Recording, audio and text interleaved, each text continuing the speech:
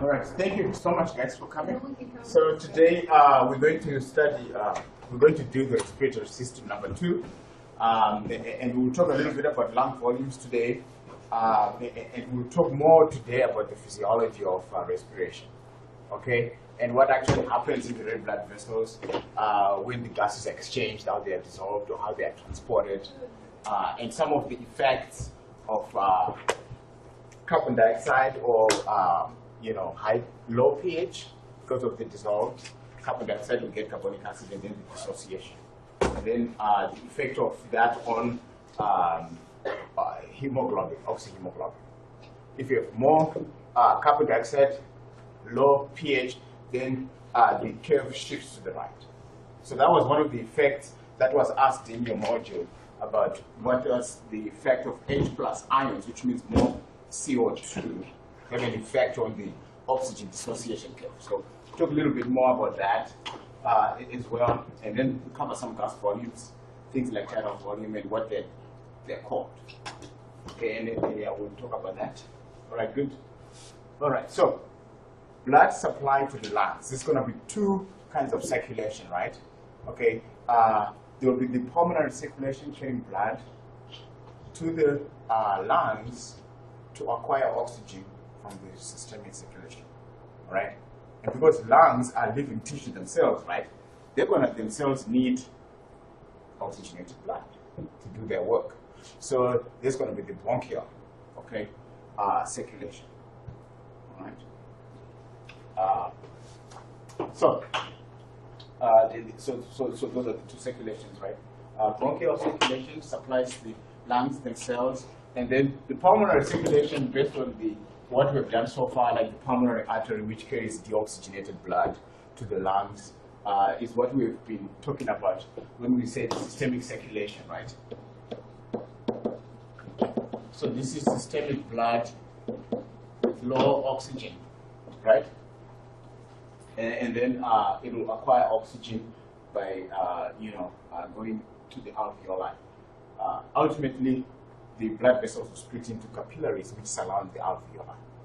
Okay, then there's that gas exchange through the respiratory membrane we did last time, right? Okay, so then of course the pulmonary veins, carry the oxygenated blood this time, okay, in the pulmonary circulation back to the heart. So we all know about the blood vessels carrying, the major blood vessels carrying blood out of and into the heart. We know about that. We know what the pulmonary circulation is. So this one is not new. Okay, the only new thing, of course, is the bronchial circulation, which actually, and you get a bronchial artery coming from the thoracic aorta.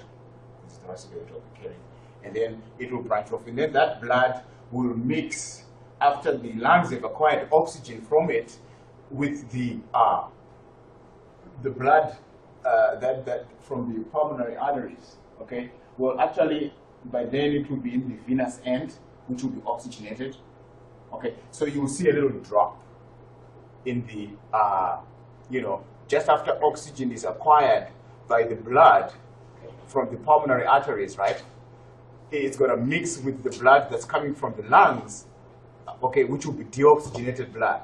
So there's going to be a drop in oxygen, and I'll show you a diagram that accounts for the bronchial circulation. See what I'm saying?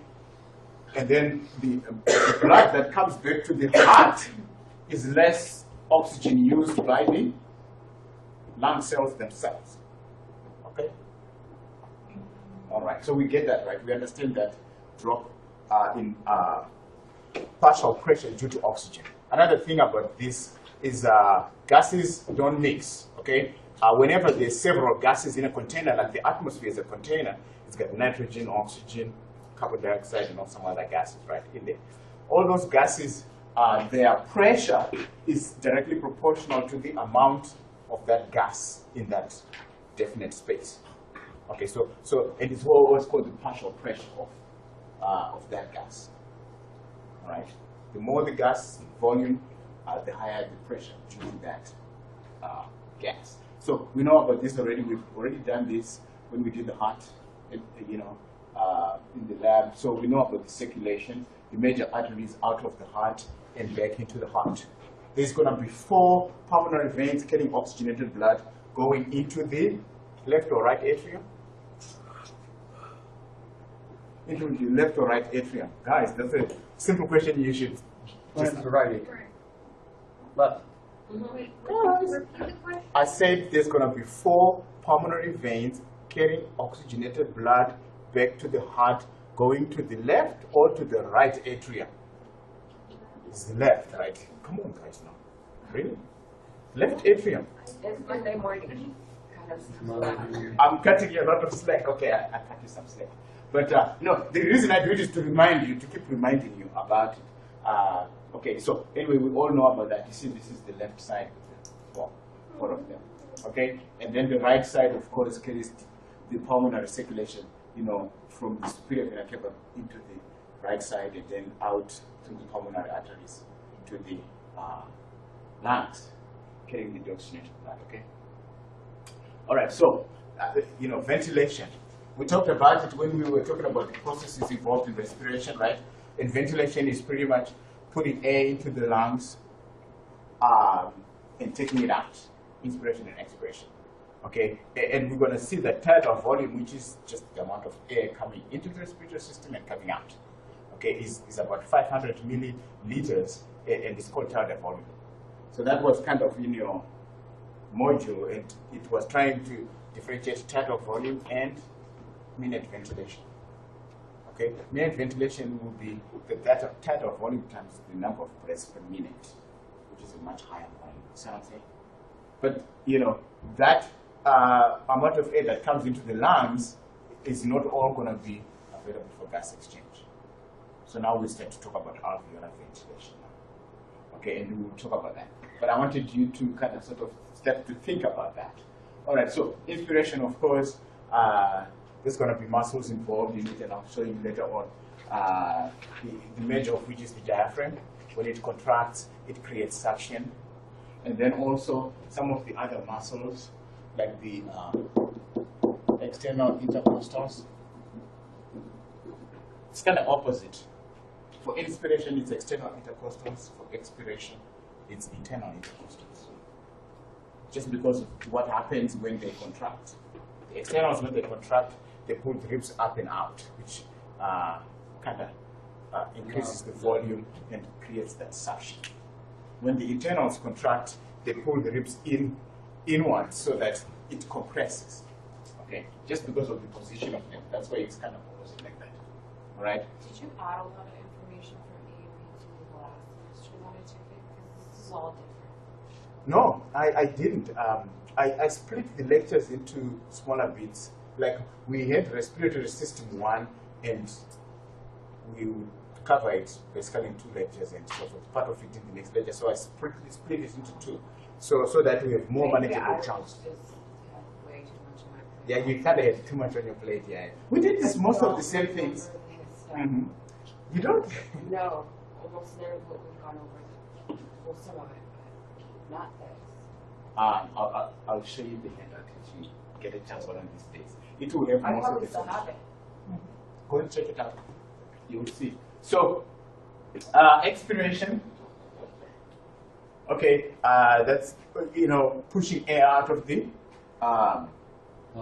lungs. Okay, the respiratory system. Okay, and it involves, of course,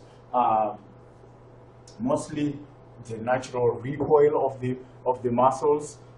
Involved, and also when the diaphragm contracts, what does it do? You see, the diaphragm is dome-shaped like this.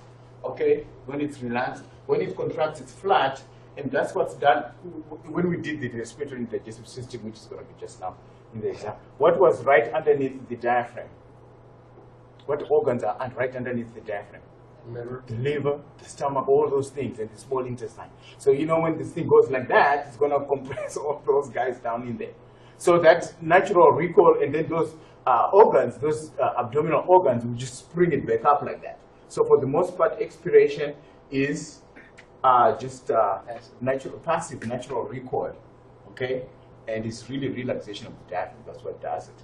But when you have forced expiration, which will be the like you breathe your normal breath out, and then you keep breathing more out.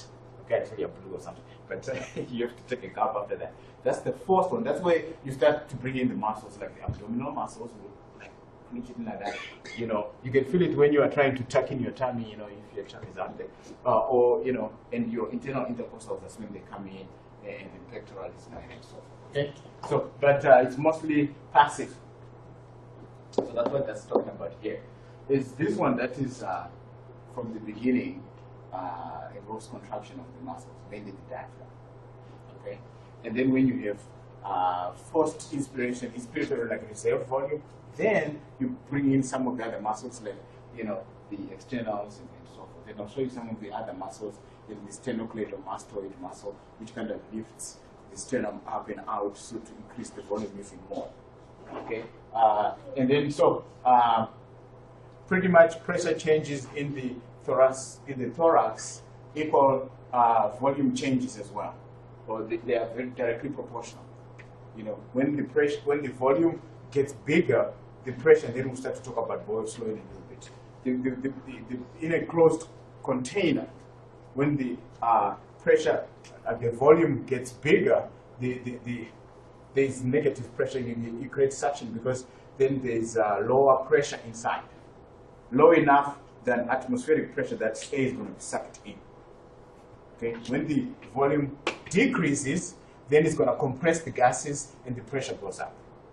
It will go up slightly than atmospheric so that you can push it out. Okay. All right. So and of course the largest change in volume is due to the contraction of the diaphragm. It's the major muscle of inspiration, right? So these are them guys. Sometimes in the exam I ask about which muscles are involved in expiration and which muscles are involved in inspiration. Okay.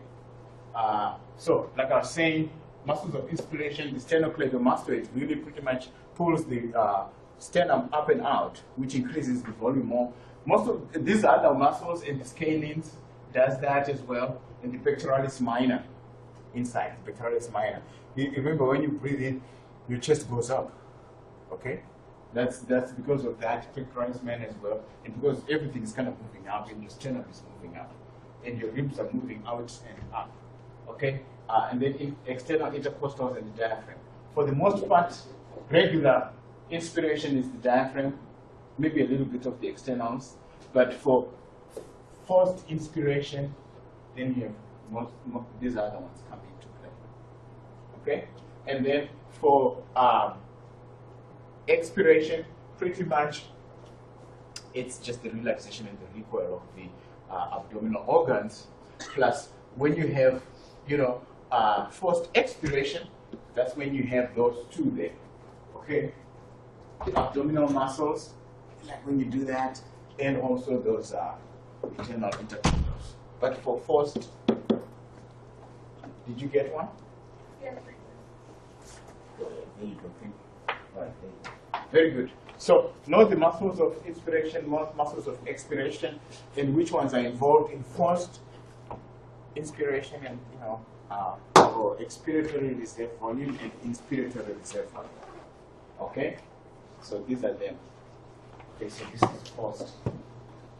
And this is forced expiration, okay? For the most part. Otherwise, expiration is mostly passive recoil. And these are those muscles. Of course, you can see the intercostals.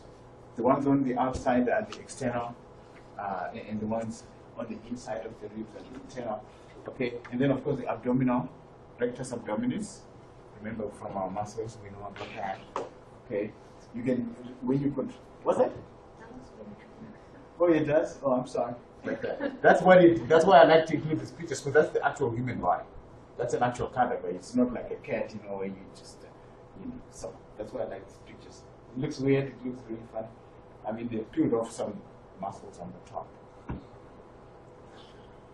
So these are them, okay? The diaphragm, of course, we know all about it. We saw it indicated. We saw how dome-shaped it is. And then we saw all the organs right underneath the diaphragm. So you can imagine when it's straight like this, it's going to push everything down there. And then everything's going to want to come back in place. And that will force the air out. Right? So it's natural to go. I didn't know I had that. Okay, so now we're talking about the physics of airflow into and out of the lungs, right? Okay, pretty much, you know, gases flow from where there's high pressure to where there's low pressure. That's it, all right? And then, of course, that movement is going to be impacted by resistance to that movement. You know? Anything that is on a, you know, like when a plane is flying through the air, there's going to be a lot of resistance.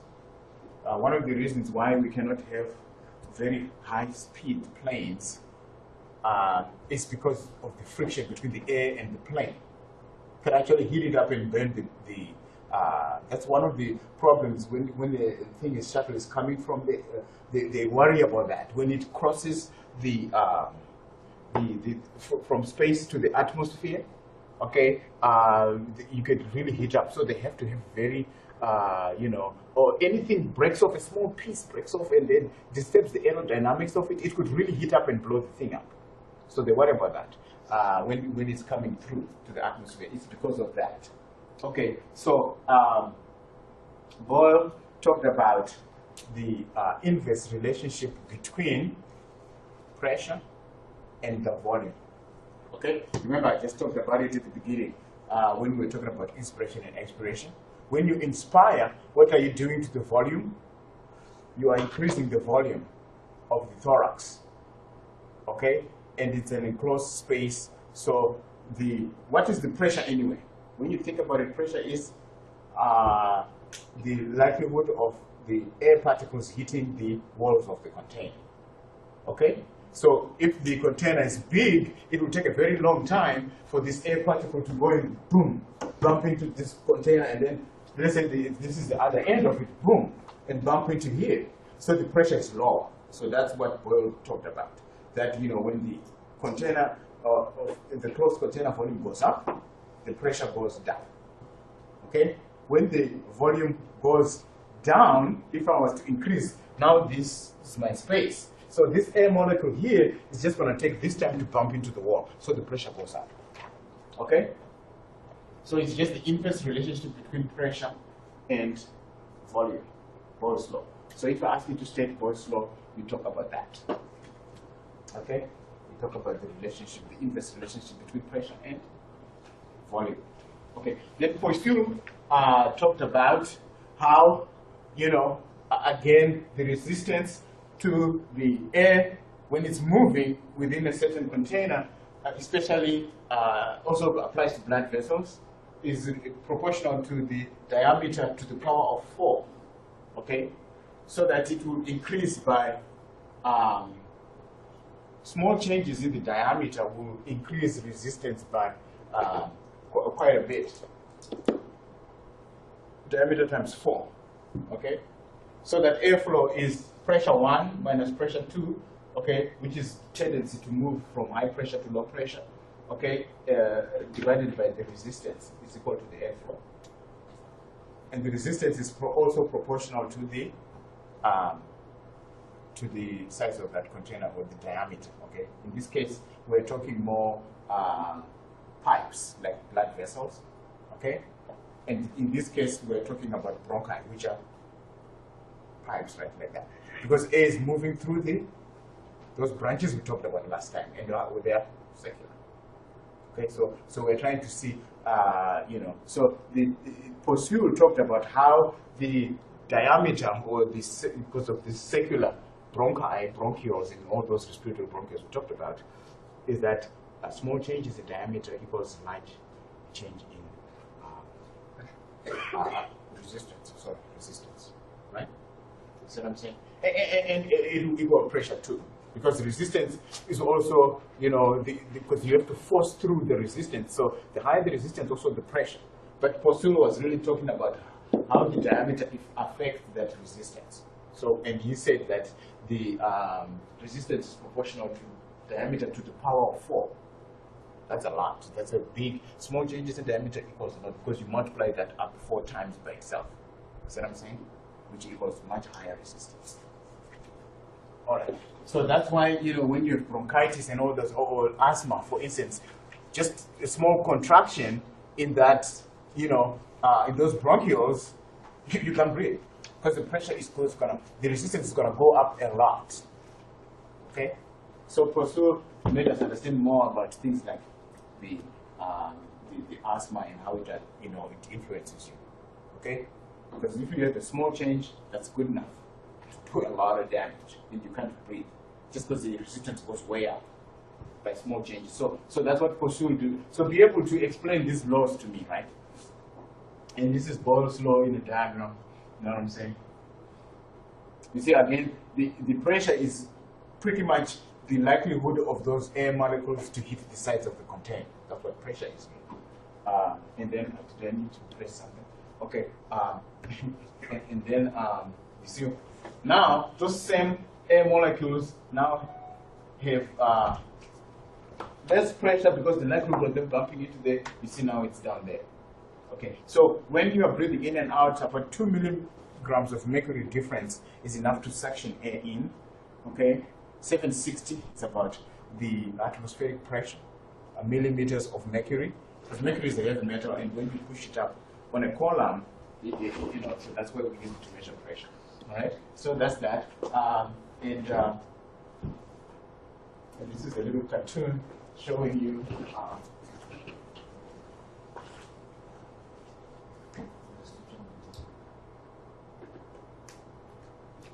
There you go.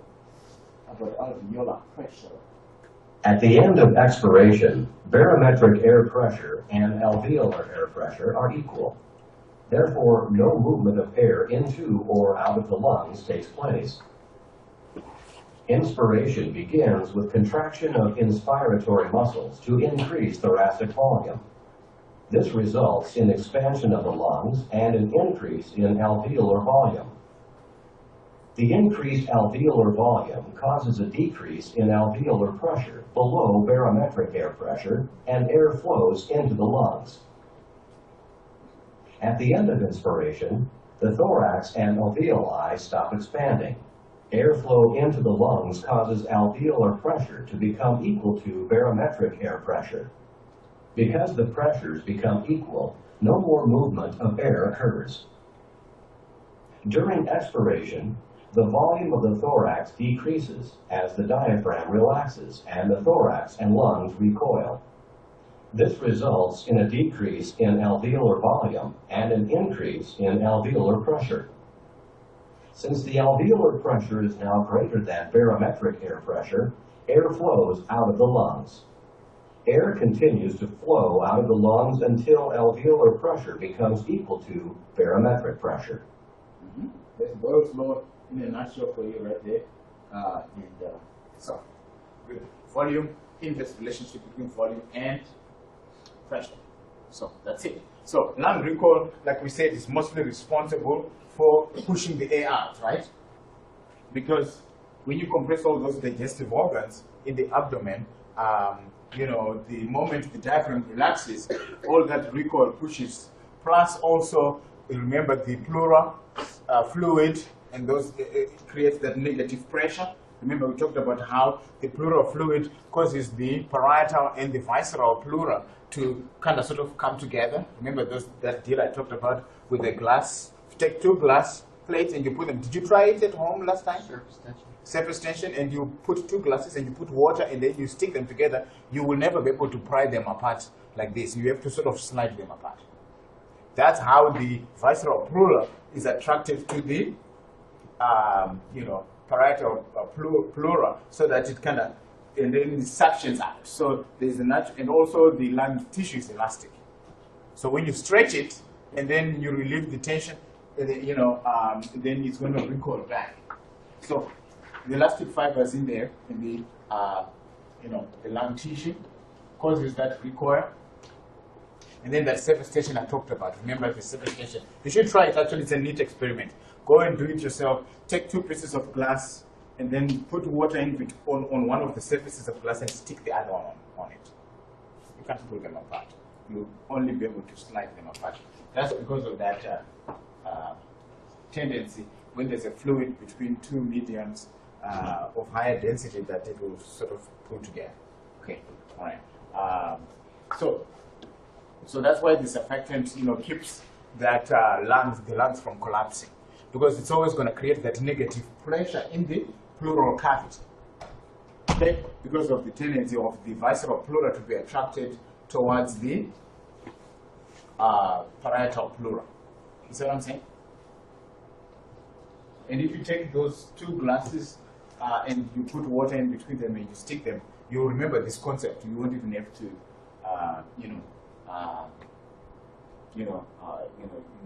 try to say, oh my God, in your memory there. Okay? Do it for yourself and you can see. So it's the surfactant that pulls together the visceral pleura and the parietal. Okay? So if I ask in the exam, what are the two factors that keeps the lungs from collapsing, then you talk about the surfactant, okay? Then you talk about the pleural pressure. The pleural cavity, okay? What happens is that you can move the pleural fluid into and out of the lungs, okay? So this is the chest right there, and you've got your lung here, okay? And then you got your lung here, okay? And there's your thingy. So if you reduce the volume here, what is it going to do? It's going to create that suction, right? It's going to open them up a little bit. Okay, because it's closed. That's why if you get a pneumothorax and you get a hole in there, all that fluid goes in the lungs will try to collapse. What's pneumothorax? When you get a hole in those pleura, you see what I'm saying? So it's no longer closed, so that then because there's no longer that negative pressure pulling on the lungs to keep it inflated. Okay? So it's part one. Yeah, they don't collapse. Like somebody shoots you in the chest, I'm saying it's in there. Yeah. That would be really sad. So you feel like you're getting strangled. Okay? They shoot both lungs, get cool.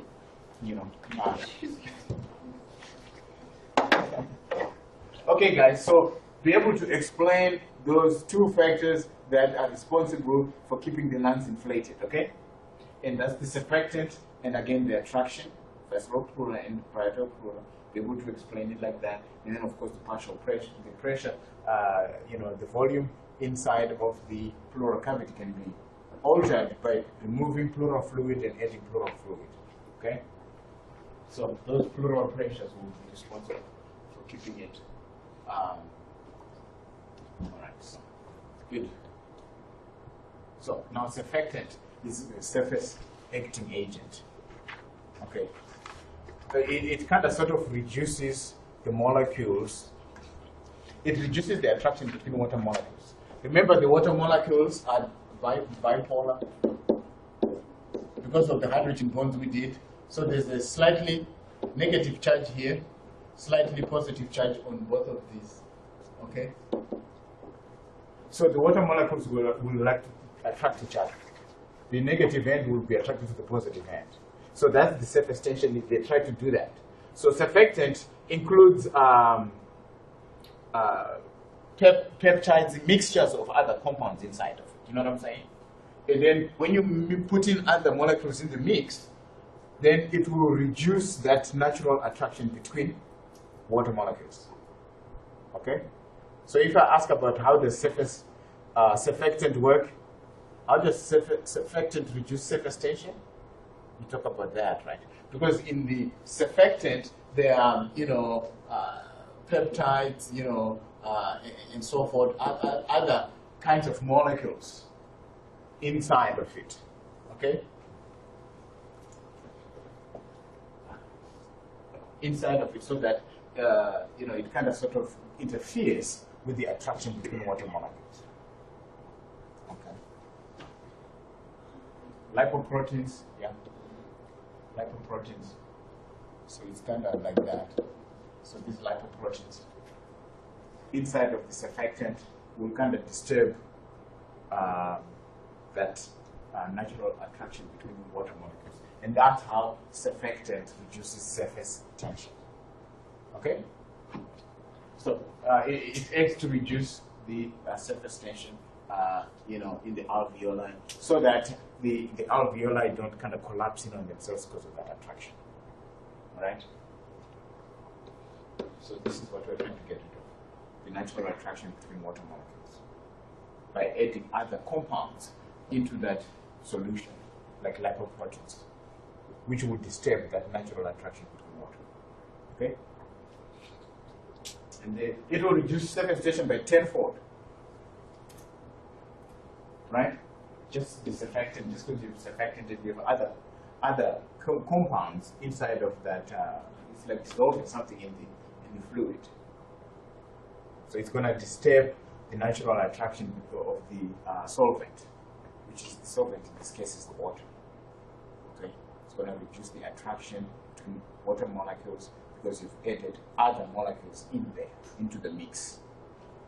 So it's going to sort of come between two water molecules, so they no longer have that. You know what I'm saying? Do you see what that's doing? If I ask you to explain it in the, because that's what I kind of do. You know, I won't just ask what is surfactant. I'll say how does surfactant work, because that's what you really need to understand. It will mean you know the function automatically and you know how it works. You know the physiology behind it. Okay. Okay, so that's the pleural pressure we talked about, and it can be altered by changing the volume of pleural fluid. Okay. So when pleural pressure is less than alveolar pressure, of course, they expand. So like when you remove the pleural fluid, you see, then it will, again, if you have this kind of diagram, okay, and then you have the lungs like that. So, and then the fluid here, if you reduce it, it will tend to pull these guys outwards. You know what I'm saying? Okay. So the amount of volume, of course, is of the pleural fluid is proportional to the pressure, right? Just like Bob said. So if you reduce, you know, the volume, then you know you're gonna create a suction pressure because then it's gonna be kind of moving out like that. If you put more fluid in there, then it's gonna compress, like when you're breathing out and stuff. So subatmospheric pressure is like suctioning out. So if you take a siphon and you take it out, okay, of the pleural cavity, then you have that suction, which gonna be, and then it keeps the lungs inflated. It's lower than atmospheric pressure. Okay, so that's subatmospheric pressure. You achieve it by reducing the volume of the pleural fluid. Okay. You know, and also the natural tendency of the lung to recoil. Okay, especially when it contracts, when you are pushing air out. Once that pressure stops, then it's gonna naturally wanna inflate back because of the elasticity of the lung tissue. Okay. So the lungs are going to want to sort of pull back like this, so that creates another sort of suction. Okay? And then, of course, what? Elasticity. Oh, I'm sorry. Because it's got elastic tissue in it, right? So it's gonna want to kind of sort of expand out to recoil out, especially after expiration, right? After expiration, they kind of deflate a little bit, and it's because it's elastic, it's going to want to sort of spring back, pull up, so it creates another negative pressure. Okay, that's how you create negative pressure. Removal of fluid, the pleural fluid, and also the natural tendency of the lungs to stretch out. Okay. All right. All right. So there you go. So now we measure the lung function. Okay, you know, so it's used to diagnose disease like respiratory disease. You know, we start off with compliance, where we talk about how the lungs respond to being inflated and deflated. Okay, sometimes there's too much high resistance. Okay, and then so that means you have to really create lots of pressure to take air in and out. Sometimes there are holes in the system, and it's just too easy, the compliance. So that will show us whether you're having blockage or whether you're having destruction of lung tissue, such as what happens when you having toxic agents in there from smoke and so forth, you start to destroy the thing. So track progress of disease, so you keep measuring compliance and things like that, to see how the lungs are responding to changing volume and which is responsible for taking air into and out of, right? Changing in volume. So how are they? How easily can the volume change, or is it with difficulty? Which is the first measurement we do is this compliance. It's the ease with which the lungs will change their volume. Okay. If it's too easy, it's also not good. Okay. And if it's too hard, it's also not good. Okay. And then pulmonary volumes, like tidal volume. Okay. Inspiratory reserve volume, things like that. In fact, we're going to do spirometry with our electrophysiology in the electrophysiology lab. Okay, so again, this was in your module. Minute ventilation, okay, it's going to be tidal volume times breaths per minute, right? Usually you have 12 breaths per minute. Breaths per minute. And if your tidal volume is 500, okay, so it's about 6 liters, right? 6 liters.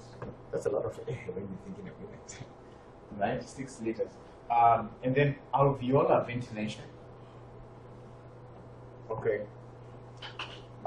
When you breathe in 500 mils of air, what happens is that there's going to be some air left in your trachea, some air left in your bronchioles, or those branches we talked about, branches like many times, many generations of branches. There's going to be air in there, okay, and that air is not available for.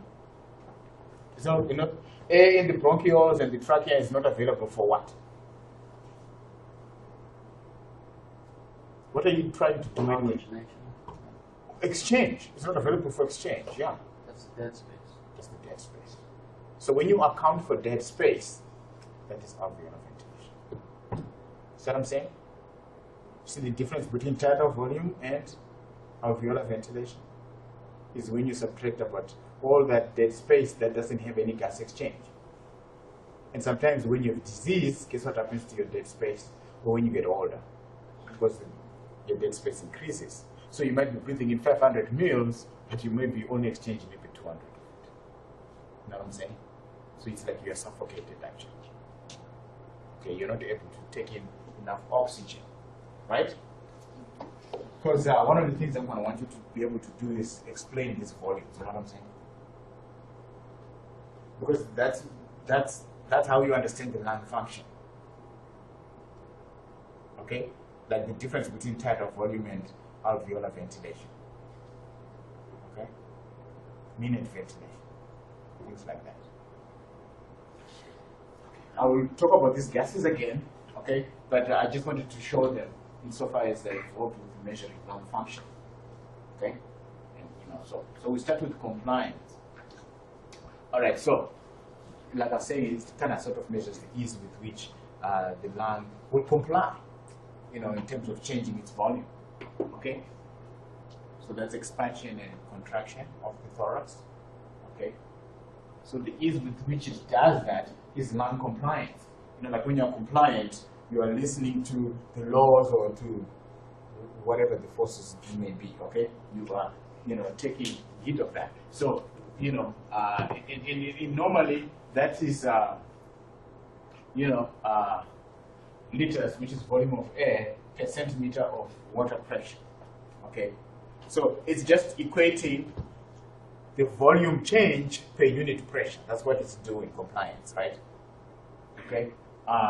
So in a normal patient, you change your volume by 0.13 per centimeter of water pressure. When you talk about a centimeter, it's about a column this high of water is at a certain amount of pressure. Okay. So that's what will equal to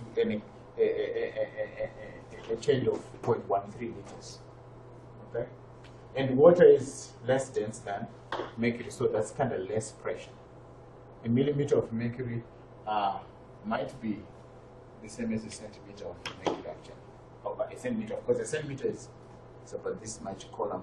A millimeter of mercury is about, but mercury is a very dense metal, so that might be the same. Okay? So that's in a normal person. When you've got higher than normal compliance, when your lungs are just increasing very easily, that's emphysema. That's no good. Okay? Because there's less resistance to the air is just sort of increasing. So you may have, destruction of lung tissue here, and then air just sort of moves in. It's not having enough resistance, because the resistance also keeps it resident in that area. Because if you're going to exchange something, are you going to want it to be running around and doing its thing? No. You're going to want it to stay put so you can exchange it. See what I'm saying? So if you have higher than normal compliance, that's no good. Like they say, too much of a good thing sometimes is really bad. Okay? So you don't want it to be too high, because then the air is just moving all over the place. It's not staying put and being exchanged, which is what you really want to do. You want to exchange the gases. Okay? So emphysema is not good. It's higher than normal compliance. Okay? Now, when you've got lower than normal compliance, that means you need lots of pressure to move that gas through the air. Okay? And that's not good either. It's like you're being strangled or having an asthma attack. Your lungs become less compliant because that increase in resistance is just way too high. Just by small changes in the diameter of those bronchioles and whatnot. There you go, asthma. Okay. So if you can explain to me compliance and be able to give me a disease that goes with it, okay, and why it's bad, okay, why is it that when the lung is easily compliant, because you want the air to have some certain resistance so that the air can be exchanged, it can be harnessed, okay? And if it's taking too much pressure for the air to even get there in the first place, you're going to have less air for exchange, because the resistance is way too much, and the lung are not changing enough volume for per unit pressure. Okay, so be able to explain this lung compliance, higher than normal and lower than normal, and why it would be bad, right? So pulmonary function test. This is the spirometry I was talking about. The spirometry pretty much just measures the lung volumes. Tidal volume, inspiratory reserve volume, expiratory reserve volume, residual volume. It will measure all that. Okay, vital capacity will be the amount of air you can move into and out of.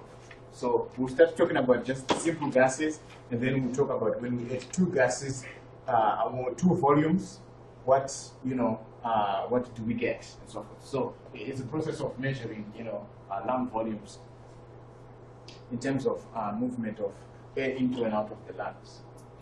All right. So this parameter is a that does that, and we do have it, and we'll be doing electrophysiology experiments, and we'll measure our lung volumes. You measure yourself, each other, so you'll be able to see how your lungs are functioning. If you're a smoker, anybody smoking? I used to. Oh, you used to? Yeah, that's good for you. Yes. Yeah. We would have been able to see some effect of your smoking depending on how long you smoked, but you're not in the lab. We might invite you to come. We might invite you to. I know. But you see what I'm saying? But anyway, you guys, it differs with sexes too, because men are bigger and so forth, and they take more, and they got more muscle, so they need more oxygen. So that will there will be those differences.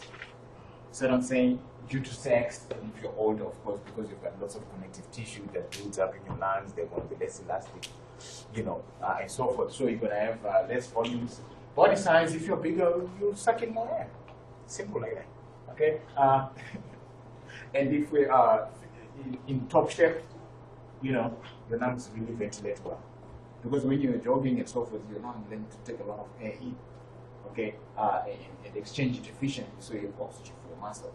So physical condition, fitness will do that. So those volumes will depend on these factors. So if I was to ask, what are the 4 factors that affect lung volumes? You talk about sex, you talk about age, okay. You can explain it a little bit. too, okay? Because sex is, usually men, I mean, not usually, but men are bigger than women, men have more muscle, so men require more oxygen, so they're gonna suck in more, right? It just makes sense. And then, of course, Ed, you talk about connective tissue stuff, you know what I'm saying? More muscles in men. More muscles equals more oxygen needed, equals more bigger lung volumes, right? Make sense? So here we can say build up of connective tissue, not kinetic gas, but connective tissue, right? And then, compliance. When you build up connective tissue, what's going to happen to compliance? It's going to go down. It's going to require a lot of pressure to move those air into and out of the lungs. Body size, that's kind of obvious. The bigger you are, the more muscles you have, the more oxygen you require, right? The bigger you are, does it mean the bigger your lungs are too? Yeah, literally size-wise too. Volume. Your thorax is going to be much bigger, right? Your chest is going to be bigger. Like Shaq, his chest volume is, you know what I'm saying? Who? Shaquille O'Neal. Oh. Mm-hmm. I guess it's because he's like humongous, right? Pavarotti. Pavarotti, what's his size? He's a singer. Oh, really? Oh, and that's why he does that, what do you call that music thing? It's called opera or something? Opera? Yeah. And then he's got that booming voice and the reason. Okay. So, physical condition, of course, when the fitter you are, the better you are at exchanging of the, one, in terms of ventilating your lungs and taking in more oxygen, okay? Physical fitness, physical condition is what it is. Okay, so those are the factors, and they are really not that hard to kind of explain a little bit, just a little bit, So these are the lung volume, standard volume, like we say, when you're just breathing normally into and out of your lungs, like right now, 500 in, 500 out. But you don't get to exchange all the 500, right? That's when you're at rest, okay? When you're exercising, you're gulping more air, right? Makes sense? So inspiratory reserve volume is when you have inspired your 500 mils, right? You can suck in more, like 3,000 milliliters extra, right? So that you can suck in 3,500. Okay. So inspiratory reserve volume is the air inspired over and above tidal volume. That's how you explain that gas. So expiratory reserve volume is the air that is forcefully expelled after you've expelled 500 mils, after you've expelled your tidal volume. Okay? So it's like going, and you keep pushing it up. Okay? And that is about 1,000, 100, 1,100. Okay, when you're at rest. Okay, so inspiratory, expiratory reserve volume. Okay, I mean, this is kind of like a survival thing, right? You can suck in way much more air than you can forcefully push out. Makes sense, right? Because that's kind of like a survival thing. Do you see what I'm saying? Being able to suck in more air, because that's really what you want to do, is take in more air for exchange of gases. But you don't want to push all the air out, so you only push 11. You see what I'm saying? You see the significance to the tune of 3 times. You can suck in 3 times more air than you can push out forcefully. Makes sense, right? So that's a survival thing, right? Because you might wonder, why is the expiratory reserve volume much less? Makes sense. Because the body's natural tendency is to want to take in air rather than force it out. Because that's how it can be exchanged. So if that's how you can explain the discrepancy between the amount of air you can suck in and the amount of over 500, the tidal volume, and the amount of air you can push out over the 500 is much less, 3 times less. Okay? So that's how that's explained. And residual volume, when you force air out, forced expiratory volume, so the difference between these two guys kind of sort of accounts for the residual volume. The volume that you can't push out no matter what you do. Because if you push out all the air in your lungs, what's going to happen? it's going to really collapse everything, and then it will be hard to pry apart those single layers of cells, you know what I'm saying, to re-inflate it. So it's always slightly inflated all the time. So that's the residual volume. Okay, and these two kind of sort of account for that. Do you see how that's happening? The inspirator reserve volume, the difference between inspirator reserve volume and expirator reserve volume kind of explains the residual volume. You see what I'm saying? Because that's the air that kind of remains in the, you know, it's about, you know, 1,200 minutes. All right.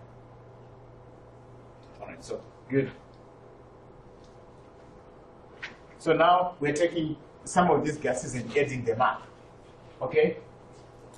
So inspiratory capacity is the maximum amount of air you can move into your lungs, which is your 500, right, tidal volume plus your inspiratory reserve volume. See what I'm saying? You add those two to inspiratory capacity. So that's 3,005, right? So these two gases are, I mean, when you add them up, and then you've got the functional residual capacity, which is expiratory reserve volume, right? And then, you know, reserve volume. That's, you know, what's left in the lungs and what you can forcefully expire. So that's functional residual capacity. Okay, it's functional residual capacity because normally, if you haven't forcefully breathed out, then that's how much you always have in your lungs. You know, only when you forcefully breathe out do you, reduce it to the 1,200. So it's really the functional residual because for the most of the time you're not forcefully breathing out, right? So that's what's remaining most of the time. This will be the volume of the lungs for most of the time. It's really like the residual volume when you're not doing anything fancy. Okay? So functional residual capacity, you add expiratory reserve volume plus residual volume. Okay? And then vital capacity is the total amount of air you can move into and out of the lungs. Okay? Which is pretty much lung capacity minus the residual volume. Okay? So I'm saying it will be expiratory reserve volume, it will be inspiratory reserve volume, it will be tidal volume. All that, vital capacity, it's all those gases. So that all the air you can forcefully expel, all the air you can forcefully inspire, including your tidal volume. Okay? So vital capacity is very important because that's, and at rest it's about 4,600. Okay? Lung capacity is just under 6 liters. So, and then of course total lung capacity will be everything added together, which is about 5,800, which is just under 6 liters, right? So you should be able to kind of tell me about these gases. Okay, if I say what's its functional residual capacity, then you say okay, it's expiratory reserve volume plus residual volume, right? Okay, expiratory capacity, then it will be the inspiratory reserve volume plus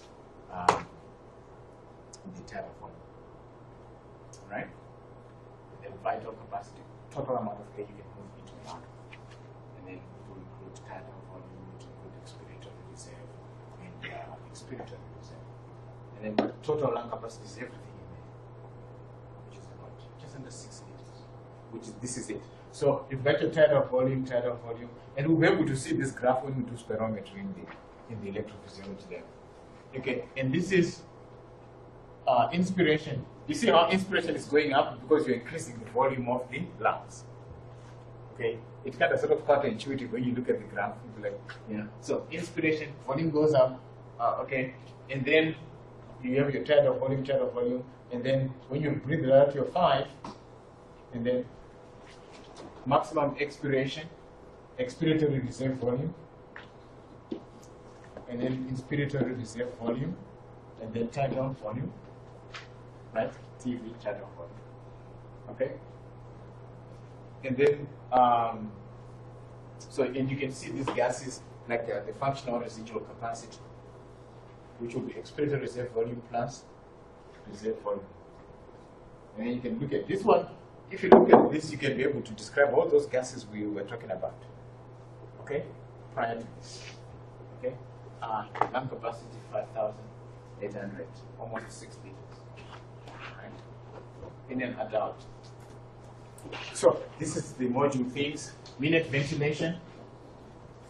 It's just taking your tidal volume, multiplying by the number of breaths per minute. So 12 times about, which is naturally at rest, you take about 12 breaths per minute, times the 500, which equals about 6 liters.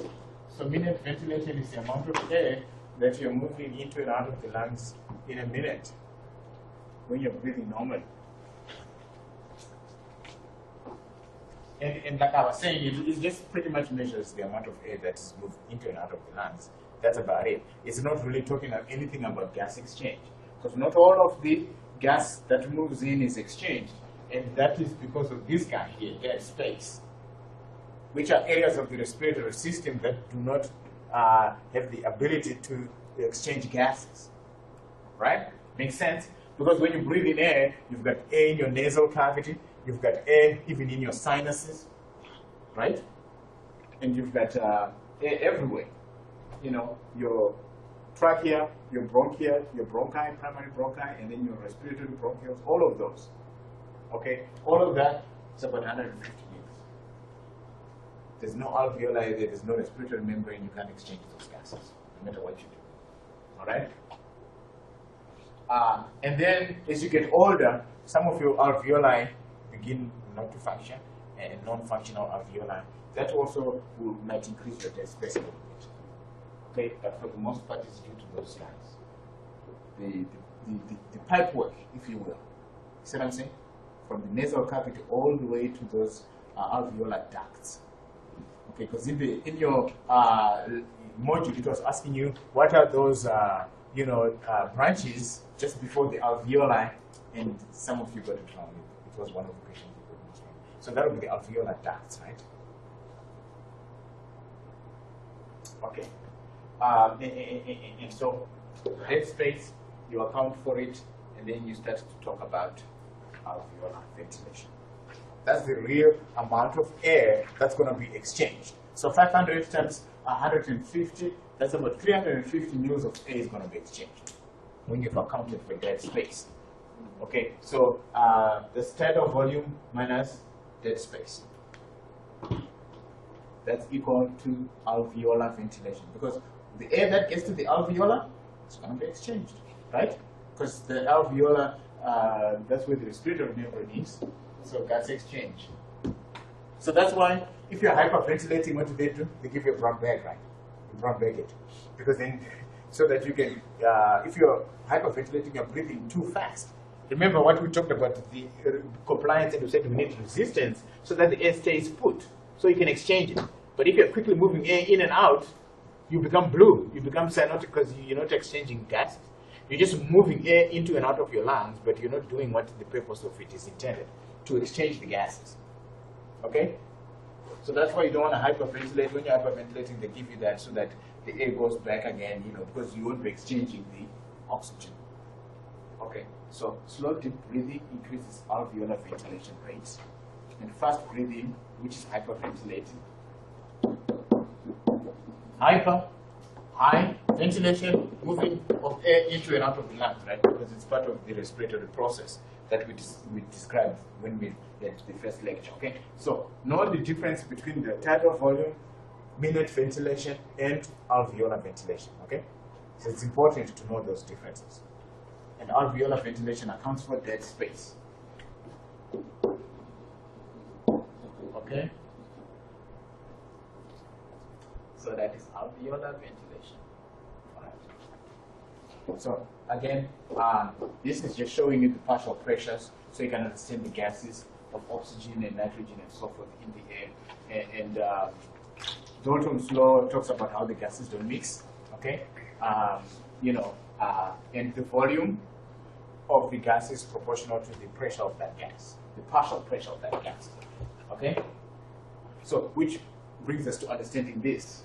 So, at the oxygen partial pressure gradient, right? So this will be the pulmonary artery. Okay? It's going to be blue, so it's going to be confusing. Because this is the pulmonary artery. it's an artery but carrying deoxygenated blood, right? It's going to the lungs. So it's going to have a PO2 of 40.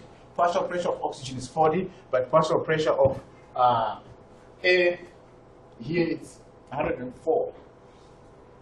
Okay, of the air in the alveoli, oxygen is 104 partial pressure. Okay, and this is coming from the cells, so it's going to have high carbon dioxide, right? So it's going to be partial pressure of carbon dioxide is 45, and partial pressure of carbon dioxide in the air that you breathe is 40. Okay, so that's what happens in the first. It's going to be exchange of gases, down concentration gradient. That's all it is. Okay, higher partial pressure of oxygen. Oxygen is going to move until the pressures are equal. Okay, which brings me to the next step. So now we are on the venous end. Okay, we're on the venous end but carrying oxygenated blood because we've just exchanged. Okay, so now the pressure is equal, so no net movement now. We're all 104, 104, and 40 here. We've reduced the carbon dioxide to just the same amount as atmospheric carbon dioxide. Okay, remember what I talked about, the bronchial circulation? Okay, it doesn't stay 104 by the time it goes back to the heart. By the time it goes back to the heart, it's going to be 95. Do you see that? So this is accounts for the bronchial circulation, right? You see that? If I ask about that difference in the exam, we'll be able to tell me about it, right? Right? In theory, yeah. But if you just understand the concept of what you're doing and the blood that's coming in there and how you exchange the gases and then the lung is living tissue, it's got to live, right? The man has got to eat sometime, right? So same thing, the lungs got to breathe. So they need oxygen. So when that blood mixes from the bronchial circulation, which is been deoxygenated already by the lungs, then the oxygen content goes to 95. Okay? You see the difference? And then, of course, this is that accounting for the bronchial circulation, right? Okay? So the partial pressure of oxygen goes down to 95 from 104. Okay? All right, and then, of course, now at the tissues have basically been using the oxygen, so the oxygen is going to be, 20 here, and it's 95 here, so oxygen is going to move from the blood to the cells. And then the cells have been busy creating carbon dioxide, so what's carbon dioxide going to do? It's going to move from, because this is 45 and this is only 40, so it's going to move down the concentration gradient. Simple, right? And then here, you're now on the venous end of the capillary. You've now exchanged gases. Your oxygen is now 40 because it has been used up from 95, and your carbon dioxide has been added to 45 back again. Okay, and then the process continues again. Okay, so that's that. So that's how you exchange the gases. Okay, okay. So this is the like we say, at rest, really, most of the oxygen kind of remains attached to the hemoglobin. It doesn't quickly get rid of it. So this is at rest. See the partial pressure of oxygen. So it's about 73% of the oxygen remains attached when you're just breathing normal air to the oxygen. Okay. So it's almost like almost full, right? It remains with 75% oxygen, and it only gives off 23% when you're sitting down like right now. Let's I put you on a treadmill. Now you're dumping most of your hemoglobin oxygen. See what I'm saying? It's just like the heart when it's pumping, the same thing. It doesn't pump all the blood out. But if you need more blood, then your end systolic volume starts to go smaller and smaller, and you're pumping more blood out. Okay, same thing with this. If you're exercising, you see how it's almost empty hemoglobin, and over here. So in the lungs, again, it's almost 100 because then that's where the oxygen is. Okay, so this is just the concept of exercise, rest and exercise. Hemoglobin gives off more oxygen during exercise, obviously, and hemoglobin keeps more of the oxygen when you're at rest because you don't need all of it. Okay, so that's the dissociation of oxygen right there. And this is the shift of the dissociation curve to the right, when you have low pH, which means high carbon dioxide. Remember, because pH goes up after carbon dioxide dissolves in water to form carbonic acid, which dissociates into hydrogen ions plus HCO3 bicarbonate ions. Okay, so if you see how it shifts to this side, at the same partial pressure, you have less oxygen content. So the H plus ions will cause hemoglobin to give off more oxygen, right? Because it knows that carbon dioxide is more carbon dioxide, so oxygen will want to give off more, and then we'll talk about that effect in a little bit. Okay, and here when this is happening at the cells, when there's high,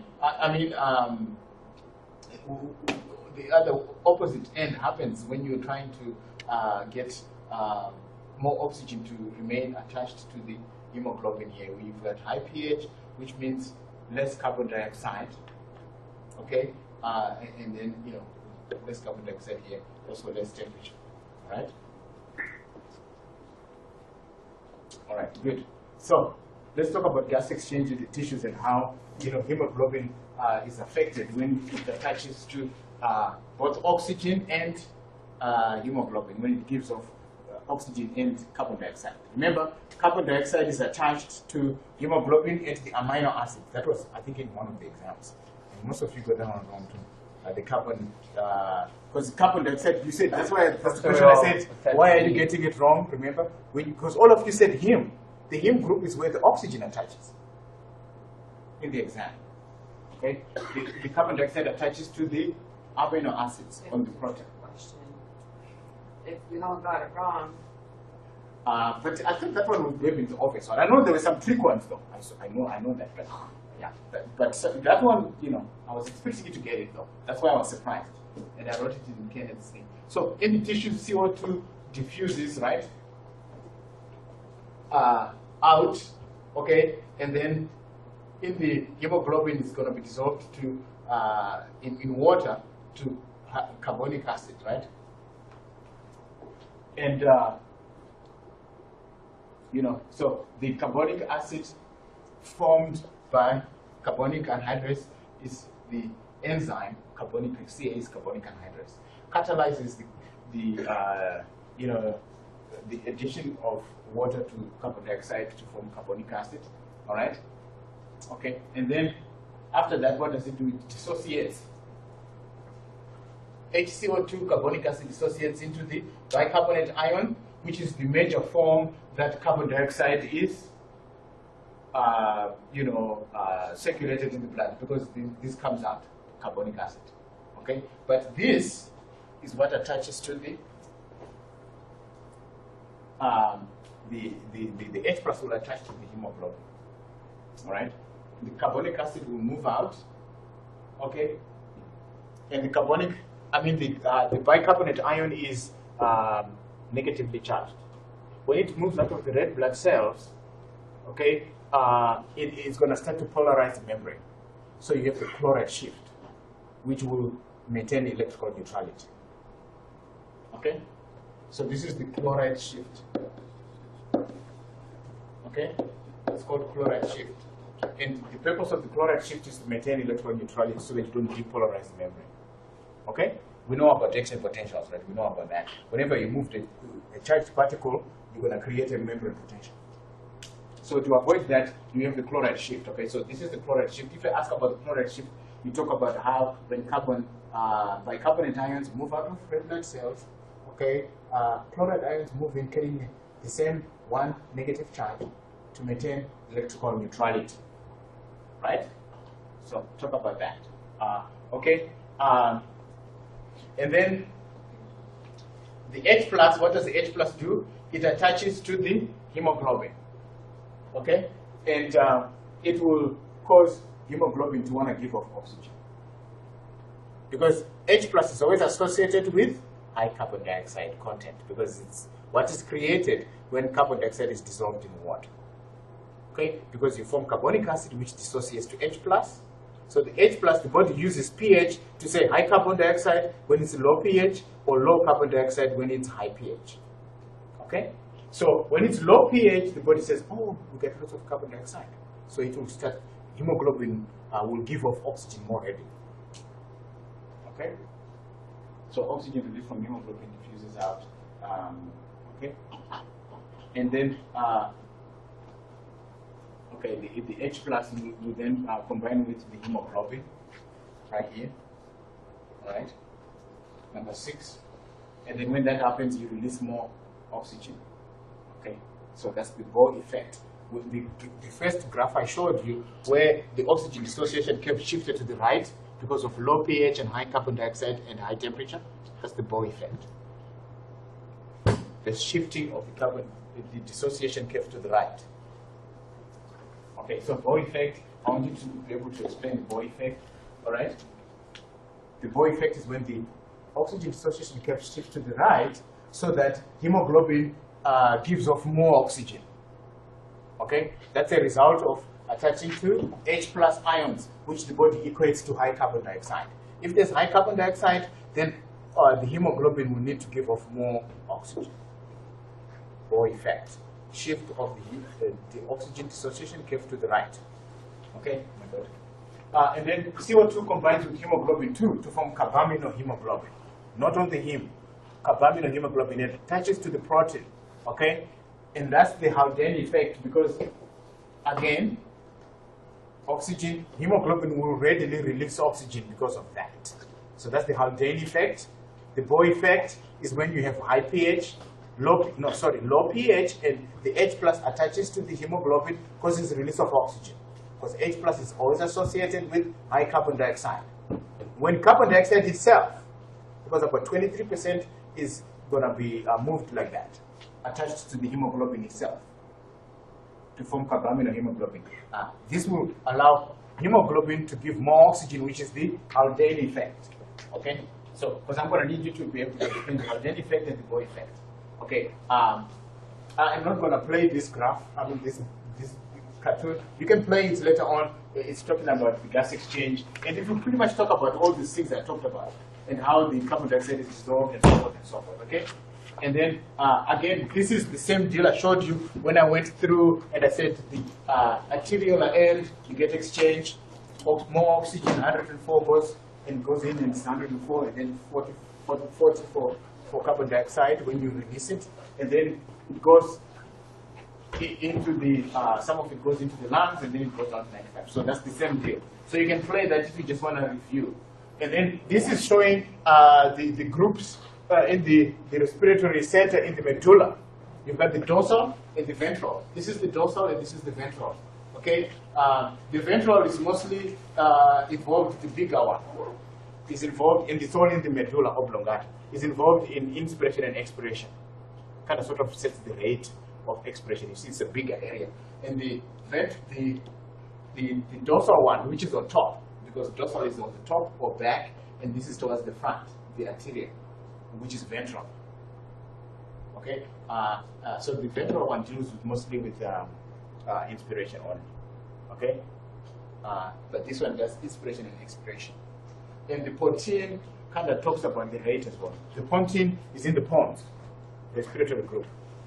Okay, talks about kind of like the rate of breathing, and so forth.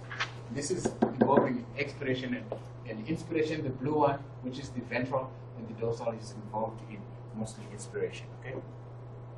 So those are the respiratory control center in the medulla oblongata. It's got the dorsal and the ventral respiratory groups. And that's it, guys. Thank you so much. It took a little bit long, but so I'll see you in a little bit then for the practical.